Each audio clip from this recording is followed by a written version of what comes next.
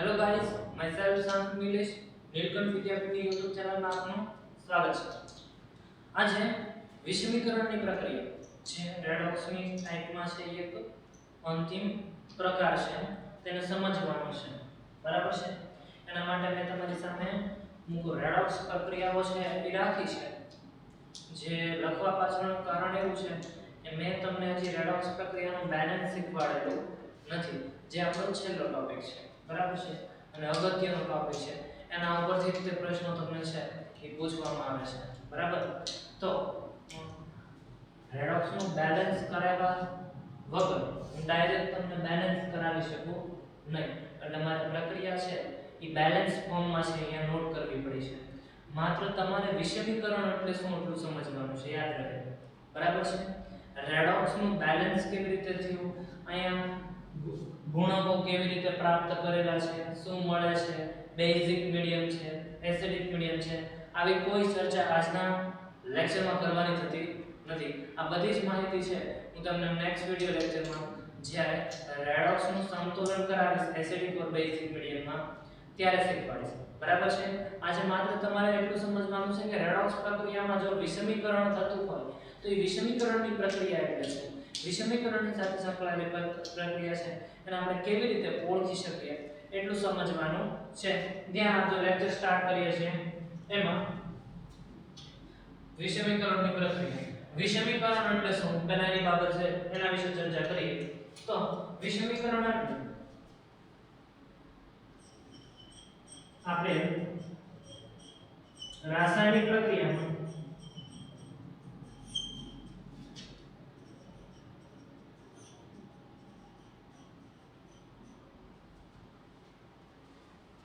પ્રક્રિયકોમાં રહેલ તત્વ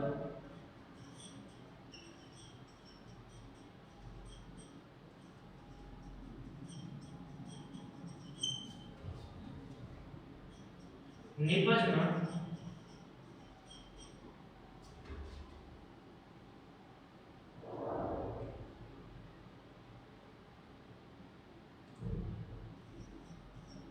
જુદું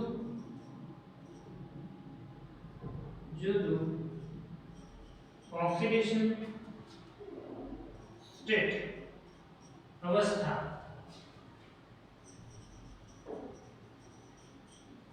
સ્વરૂપે જોવા મળે છે। આવી પ્રક્રિયા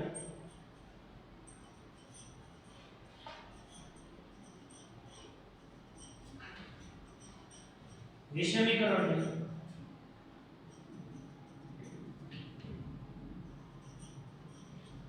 પ્રક્રિયા કહે છે। તો એક્ઝામ્પલ મારી પાસે હાઇડ્રોજન પેરોક્સાઇડ છે, હાઇડ્રોજન પેરોક્સાઇડ છે વાતાવરણ ખુલ્લું રાખી દેવામાં આવે પ્રકાશની હાજરીમાં, તો ધીરે ધીરે છે એમાંથી ડાયોક્સિજન વાયુ છે એ રિલીઝ થઈ જશે અને H2O છે બોટલમાં પડ્યું રહેશે। તો આ એક પ્રક્રિયા આપેલી છે જેમાં હાઇડ્રોજન પેરોક્સાઇડ છે એમાંથી H2O અને O2 નિપજ તરીકે બને છે। અહીંયા મારી પાસે હાઇડ્રોજન પેરોક્સાઇડ પ્રક્રિયક તરીકે છે। આ મારા પાસે શું છે,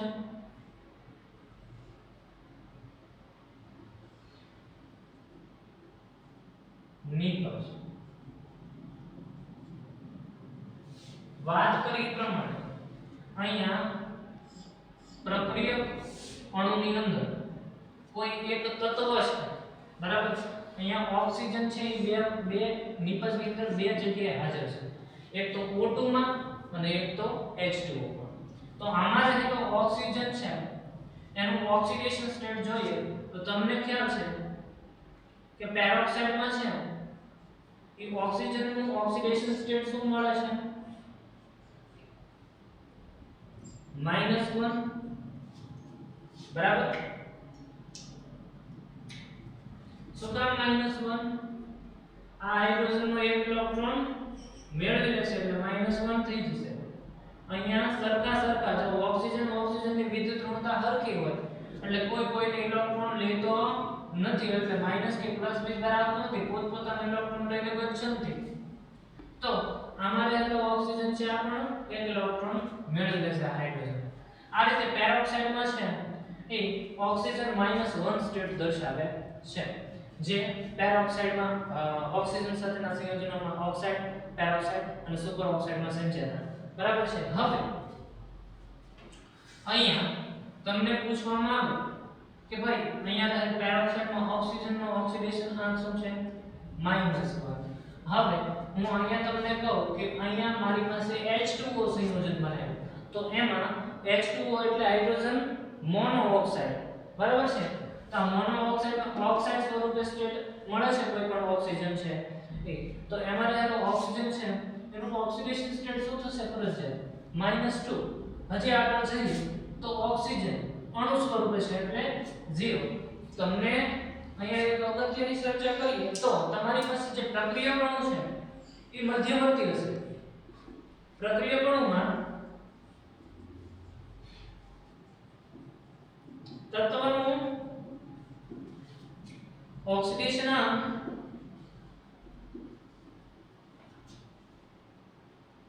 નિપજોનો ઓક્સિડેશન આંકના મધ્યવર્તી થશે. શું કામ? આપણી પાસે જે -1 છે ઓક્સિજનનું ઓક્સિડેશન સ્ટેટ -1 છે એમાંથી -2 થયું. શું થયું? -2. એનો મતલબ શું કર્યું એને? ઋણ વીજભાર વધાર્યો, રિડક્શન થયું એમ.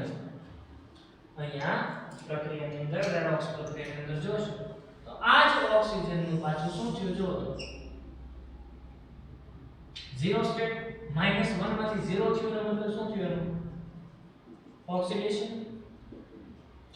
તો એવી રાસાયણિક પ્રક્રિયા જેમાં પ્રક્રિયક અણુમાંના કોઈ એક તત્વનું અથવા તો પરમાણુનું શું થાય છે?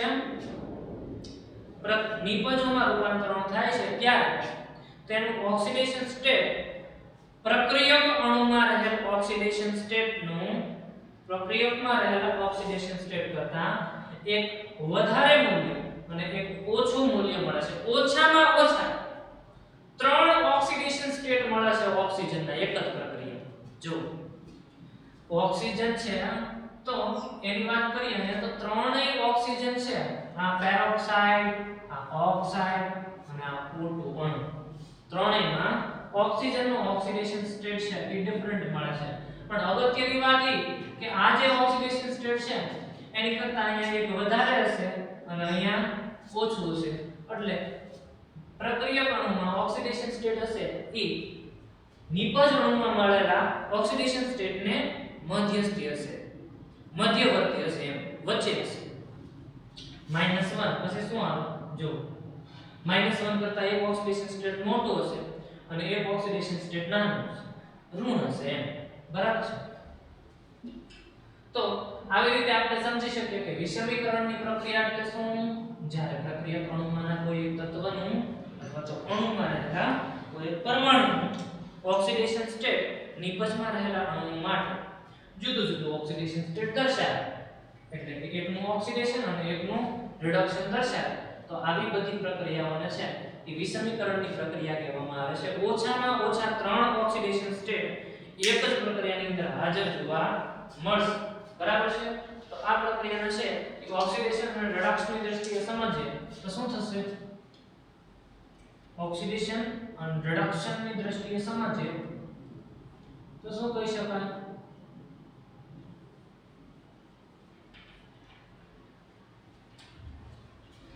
ધ્યાન અહીંયા મારી પાસે શું છે? Hydrogen peroxide H2O2 in aqueous medium શું આપે છે? H2O liquid plus O2 gas. Oxidation state દર્શાવો તો hydrogen +1 oxygen -1, hydrogen +1 oxygen -2, oxygen 0. બરાબર? ઓકે. અહીંયા રહેલા ઓક્સિજન નું શું થયું? -2 માં રિડક્શન થયું. જો રિડક્શન, કારણ કે ઇલેક્ટ્રોન મેળવે છે એક ઓક્સિજન. જો ઋણ વીજભારમાં કેટલો વધારો થયો? 1 નો, એટલે -1 હતો -2 થઈ ગયો. આ જ ઓક્સિજન -1 માંથી 0 થયું, એટલે એનું થયું ઓક્સિડેશન. કેમ ખ્યાલ આવે? -1 હતો +1 નો વધારો છે, સામે એક ઋણ નો વધારો થયો હતો, એટલે -2 થઈ ગયું. હવે અગત્યની વાત એ છે કે અહીંયા રહેલી પ્રક્રિયામાં ઓક્સિજનનું પેરોક્સાઇડના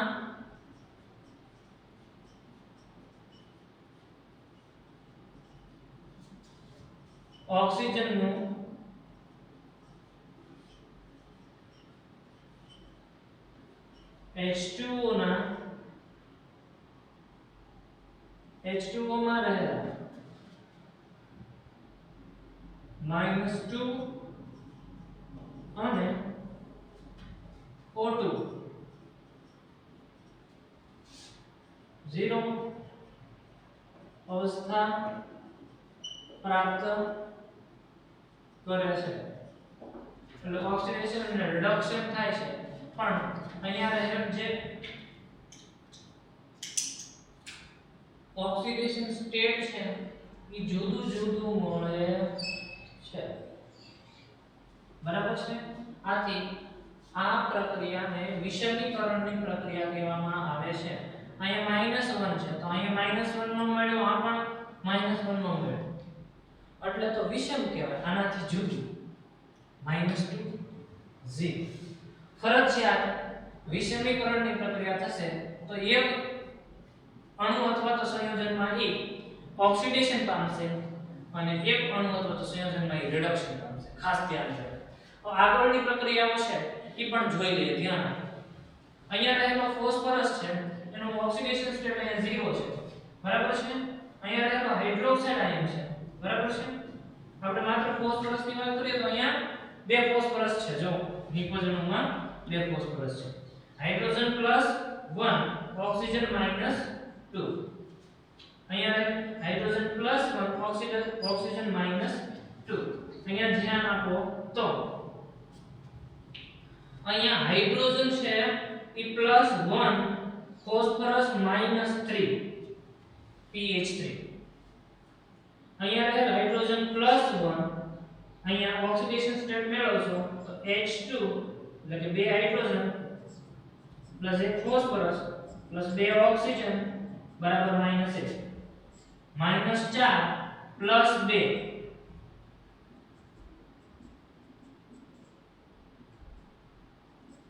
-4 પ્લસ 2 એટલે -2 -2 આ બાજુ આવે તો +2 એટલે આ બાજુ શું આવશે? ફોસ્ફરસ +1. બરાબર છે? ધ્યાન. આ રીતે ઓક્સિડેશન સ્ટેટ મેળવવામાં આવે છે અને આના કારણના 3 લેક્ચર્સ એમાં પર આપેલા છે. આગળ કોમ્પ્લેક્સ સંયોજનો હશે એના માટે થોડા એક્સરસાઇઝ છે એ નોટ કરશું આપણે. બરાબર છે? પણ પહેલા અહીંયા થિયરી બેઝ છે એ પૂરું કરશું. -2 ઓક્સિજન શું છે? -2. હવે હું જેના પર ફોકસ કરવાનું કહું છું એના પર ફોકસ કરો. I have phosphorus here. Phosphorus માંથી -3 ઓક્સિડેશન સ્ટેટ 0 માંથી -3 ઓક્સિડેશન સ્ટેટ પ્રાપ્ત કરે છે. ધેટ્સ વાય શું થયું? ઋણ વીજભારમાં વધારો, એટલે કે ઇલેક્ટ્રોન અચીવ કરે છે, મેળવે છે, એટલે આનું થયું કહેવાય રિડક્શન. આ P4 ફોસ્ફરસ નું -3 ઓક્સિડેશન સ્ટેટમાં રિડક્શન થયું. એવી જ રીતે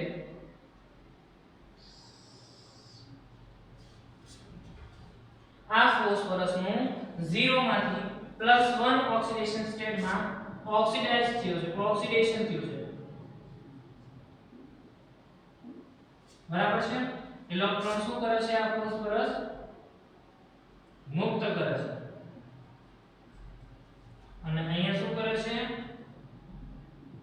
ઇલેક્ટ્રોન મેળવે છે, એટલે રિડક્શન થયું. પણ અગત્યની વાત એ છે કે આમ આ જો મધ્યમાં આવેલું છે અહીંયા જો આ -3 એટલે આના કરતા ઋણ થયું અને આ +1 એટલે આના કરતા ધન થયું બરાબર છે ત્રણેય ઓક્સિડેશન સ્ટેટ જોઈશો તો જુદા જુદા જોવા મળે છે ઓછામાં ઓછા 3 ઓક્સિડેશન સ્ટેટ કેટલા ઓછામાં ઓછું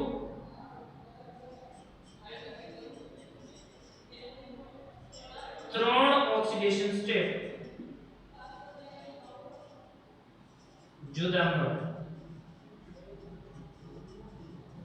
બરાબર જેના થ્રુ રેડોક્સ છે એ સમજી શકાય પ્લસ વિષમીકરણ થયું છે એમ કહી શકાય બરાબર છે અહીંયા ફોસ્ફરસ છે એનો -3 એટલે કે રિડક્શન અને ફોસ્ફરસ છે એનો 0 માંથી +1 ઓક્સિડેશન સ્ટેટ બદલાવે છે એટલે એને શું કહેવામાં આવે છે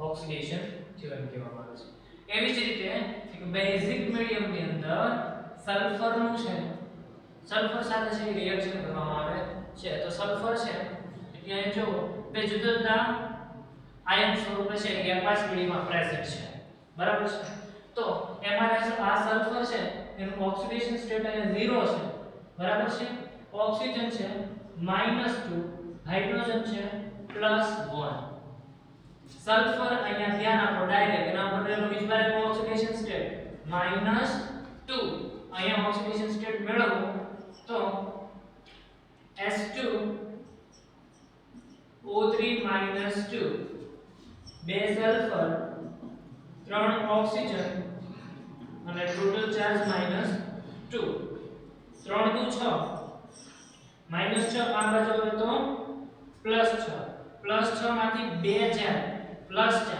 +4 ભાગ્યા 2 એટલે +4 સલ્ફર અહીંયા શું છે પ્લસ બરાબર છે ઓકે ઓક્સિજન -2 હાઇડ્રોજન +1 ઓક્સિજન -2 હવે ધ્યાન આપજો અહીંયા જે સલ્ફર છે એનું ઓક્સિડેશન સ્ટેટ 0 છે અને 0 માંથી શેમાં રૂપાંતરિત થાય છે -2 that mean reduction થઈ ઇલેક્ટ્રોન મેળવે બરાબર ઓકે હવે આ જ સલ્ફર S2O3 માં ઓક્સિડેશન થાય છે કારણ કે 0 માંથી શેમાં રૂપાંતરણ થયું +2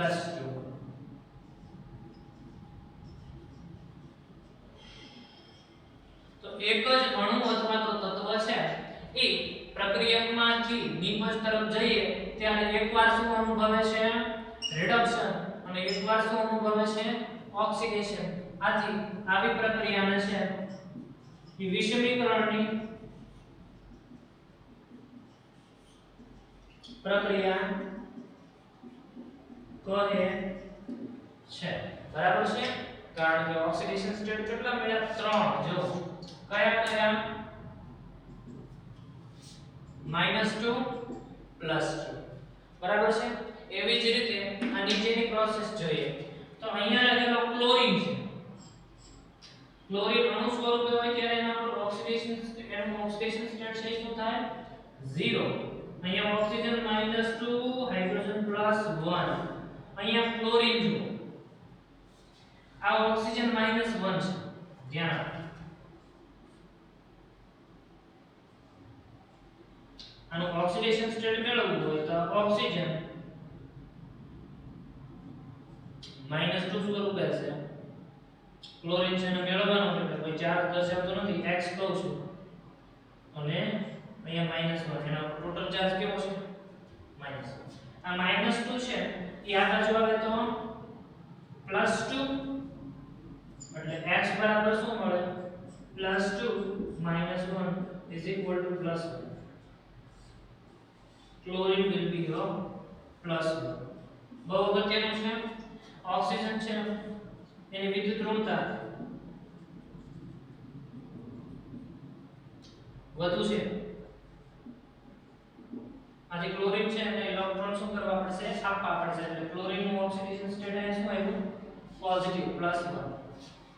અહીંયા જોશો તો એના પર ઋણ નિશાની પરમાણુ સ્વરૂપે છે એટલે -1 ઓક્સિડેશન સ્ટેટ પ્રાપ્ત કરે છે.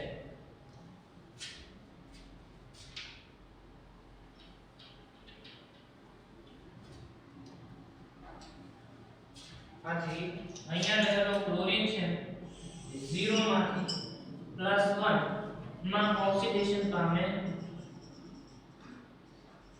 છે, જ્યારે આ જ ક્લોરીન છે એ ઇલેક્ટ્રોન મેળવીને રિડક્શન પામે,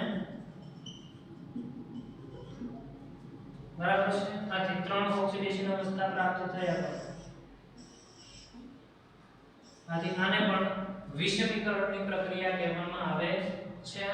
નોટેડ અગત્યનું છે, વિષમીકરણની પ્રક્રિયામાં ઓછામાં ઓછા પ્રક્રિયકણોનું એક ઓક્સિડેશન સ્વરૂપે ઓક્સિડેશન અવસ્થા મળે છે અને એક રિડક્શન સ્વરૂપે છે ઓક્સિડેશન અવસ્થા મળે છે. તો આ વિષમીકરણ સાથે સંકળાયેલા અગત્યના એક્ઝામ્પલ છે. આનું બેલેન્સિંગ છે એ મારા નેક્સ્ટ વિડિયો લેક્ચરમાં જોવા મળશે તમને. બીજી વાત એક અગત્યની અહીંયા કરીએ, અહીંયા આ જે ઘટક છે આમાં થોડું એક્સ્ટ્રા લઈ જાઓ તો વિષમીકરણ સાથે કંઈક થોડુંક બીજું સમજાવું તો આ જે છે પોટેશિયમ ક્લોરાઇડ, આ પોટેશિયમ ક્લોરાઇડ છે બરાબર છે, KCO નેગેટિવ, આ બ્લીચિંગ એજન્ટ છે.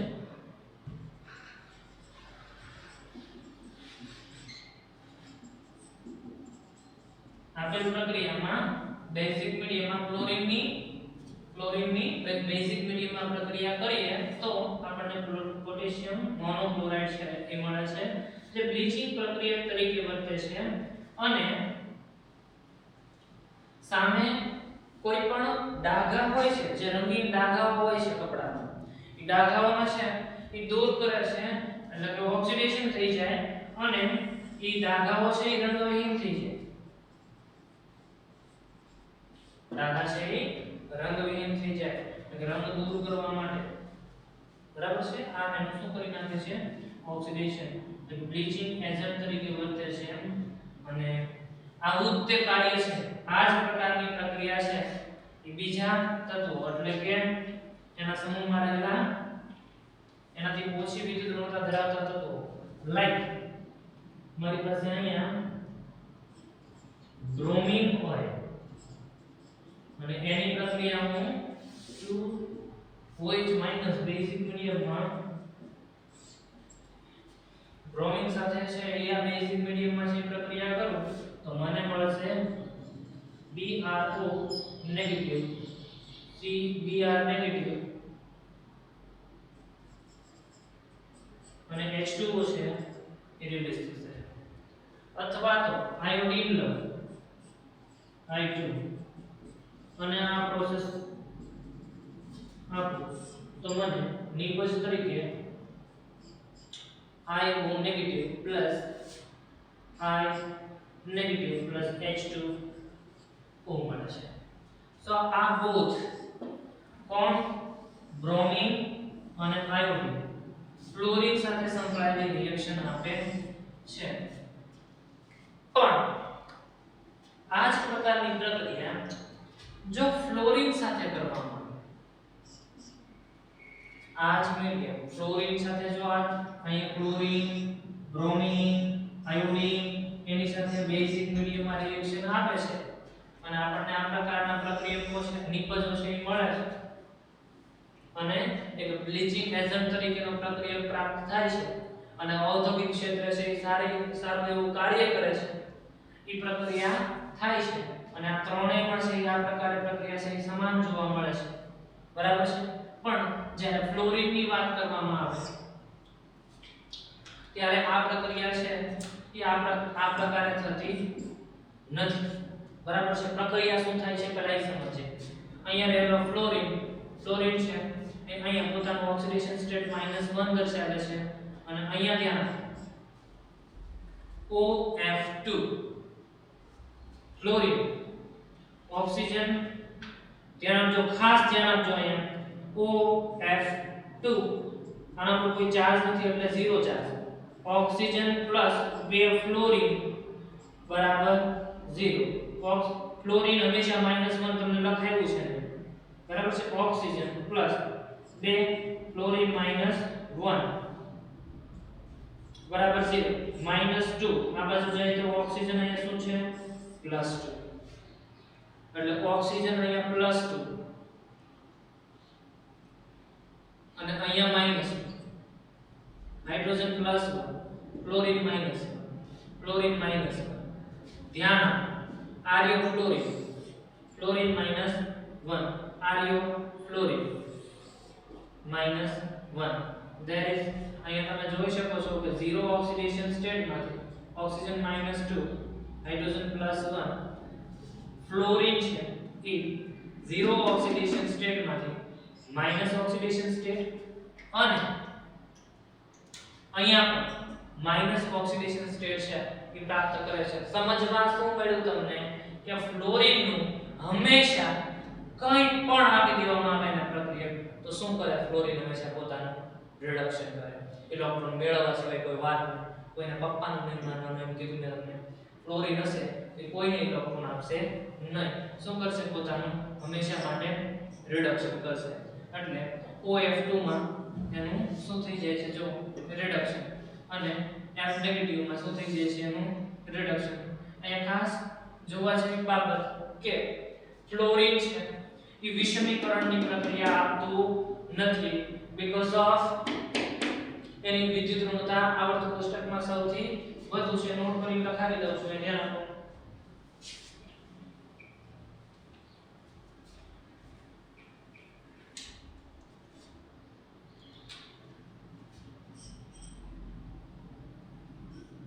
Cl2 Br2 I2 ની સરખામણીમાં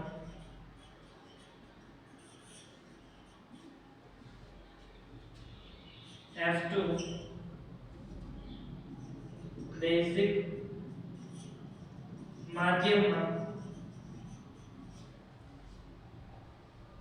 વિષમીકરણની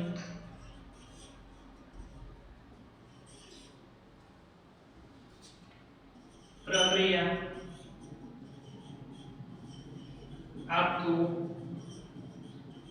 નથી. એટલે કે ફ્લોરિન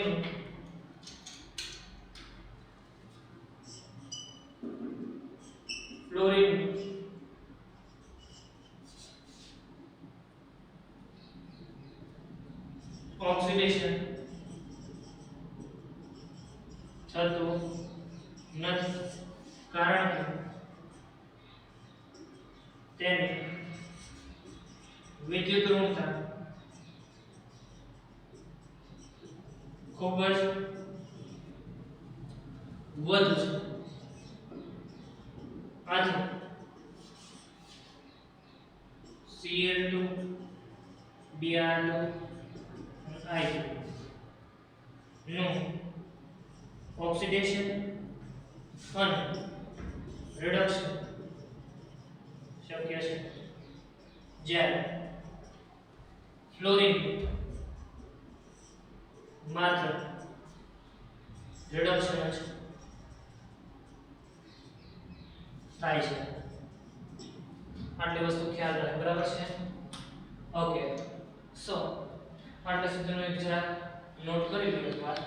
ઓકે સો વિષમીકરણની પ્રક્રિયામાં છે એ શીખવા શું મળ્યું આપણને કે પ્રક્રિયક અણુમાં કોઈ એક તત્વ અથવા તો પરમાણુ છે એ નિપજ અણુમાં બે જુદા જુદા ઓક્સિડેશન સ્ટેટ સાથે હાજર હશે અને તેમાંથી એક છે ઓક્સિડેશન પામેલો છે, એક છે ઓક્સિડેશન પામેલું સ્ટેટ હશે અને બીજું છે એ રિડક્શન પામેલું સ્ટેટ હશે. ઓછામાં ઓછી 3 ઓક્સિડેશન અવસ્થા એક જ તત્વ છે એ રાસાયણિક પ્રક્રિયાની અંદર ધરાવતો છે. પ્રક્રિયકમાં એક ઓક્સિડેશન અવસ્થા અને નિપજમાં બે અથવા તો બે કરતાં વધારે ઓક્સિડેશન સ્ટેટ અવસ્થાઓ છે એ પ્રાપ્ત કરવાની ક્ષમતા ધરાવે છે. આવી બધી જ રાસાયણિક પ્રક્રિયાઓને છે એ વિષમીકરણની પ્રક્રિયા તરીકે ઓળખવામાં આવે છે. અહીંયા રેડોક્સના ટાઈપ સાથે સંકળાયેલી પ્રક્રિયાઓ છે આપણે પૂર્ણ કરીએ છીએ. નેક્સ્ટ વિડિયો લેક્ચરમાં છે એ રેડોક્સના સંતુલન સાથે છે એ પાછા મળીશું. આભાર, ધન્યવાદ.